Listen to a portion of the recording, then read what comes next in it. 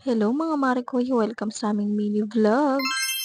For today's video, ito nga ang ganap namin ng batang makulit. Ito nga pala yung kanyang inalmusal. Nagpabili nga pala siya ng Japanese cake. At dahil napansin kong hindi niya na nga kinakain at pinaglalaroan na nga lang niya. Ito nga at unti-unti ko nang kinakain dahil sayang naman kung paglalaroan lang. O diba, kita nyo naman na pinaglalaroan lang niya at hindi na nga niya kinakain. Kaya naman kinuha ko kaagad para nga kainin na. Pero nung kakainin ko na nga ay kinagatan pa niya. O diba, napakakulit na itong bata na to. O diba, akala ko talaga ayaw niya na kaya nga kinuha ko na sa kanya. Pero nung ako na nga yung kakain, ayan, kakain pa pala siya. 'Di ba? Napakakulit talaga. Pinaglalaroan na kasi niya kaya naman kinuha ko. Pero ayun nga, kumakain pa pala siya. At fast forward mga Mare Koy, yung mga bandang hapon na nga pala to. At walang ibang ginagawa ang bata na to kundi kumain na naman. Ay, 'di ba? For the kain ang vlog natin for today's video. Charot. At ako naman ito, busy nga manood ng reality show ng Toro Family. Syempre bago ako manood, naligo muna ako para fresh ang atake ng abab na to. Huy, sino ka dyan? Kailang upload na nga pala sila Mami Oni ng reality show nila pero ako episode 4 pa rin. Kaya ito at tatapusin ko na nga ang episode 4 para naman mapanood ko na yung ibang episode. Grabe naman sa pagkalit ang abab na to. Ala, may attendance yan.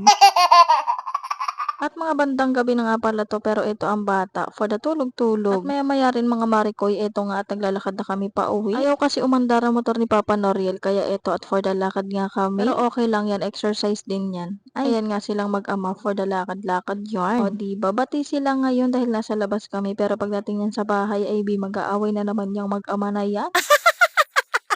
I-fast forward ko na, ang bagal kasing maglakad nitong mga to. Ala, at syempre hindi ako pwedeng mawala. Malamang nandito ako sa likuran nila. O diba, ang dami kong dala-dala para namang lalayas tong tao na to. Ala, dumaan nga muna kami dito sa tindahan dahil nga meron kaming bibilihin.